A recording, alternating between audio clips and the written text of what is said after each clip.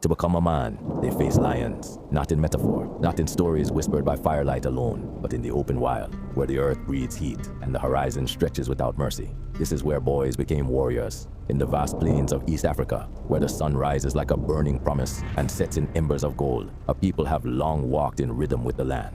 Their lives are not separated from nature, they are woven into it. The wind knows their names, the cattle follow their songs, and courage is not taught, it is lived. Among them, manhood was never given, it was earned, not by age, not by words, but by trial. A boy would grow watching the warriors, the Morans, tall and unshaken, wrapped in red, carrying themselves with the quiet certainty of those who have already faced fear and did not bow. They were protectors, guardians, symbols of strength not just for themselves, but for their people. And one day, the boy would be called to step forward, no longer to watch, but to prove. The journey to manhood was not announced with celebration. It began with silence, the kind that settles in the chest before something irreversible. There were no guarantees, no promises of return, only the knowledge that to step forward was to accept the weight of becoming. And at the heart of this transformation stood the lion, not merely an animal, but a force, a presence, a living embodiment of power, danger, and majesty. To face a lion was to stand before fear in its purest form. This was not a reckless act. It was not chaos. It was discipline, unity, and purpose. A group of young warriors would move together across the land, reading signs invisible to the untrained eye.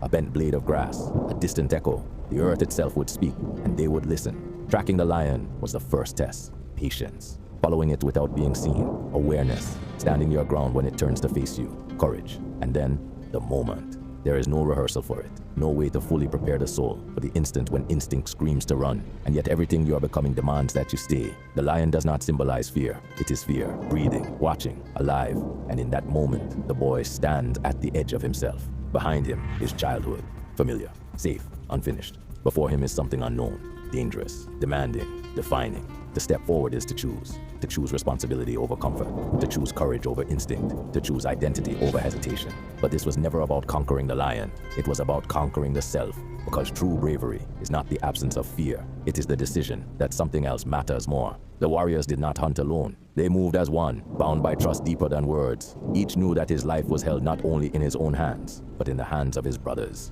This unity transformed danger into purpose. And when the trial was complete, whatever the outcome, the boy who began the journey did not return. A warrior did. Manhood in this tradition was not defined by dominance, but by responsibility, to protect, to provide, to stand when others cannot. Strength was measured not by how loudly one spoke, but by how firmly one stood in the face of uncertainty. Honor was not claimed, it was recognized by others, seen in action, proven in silence. The land itself bore witness. The same ground that carried the lion's roar would carry the footsteps of a new man.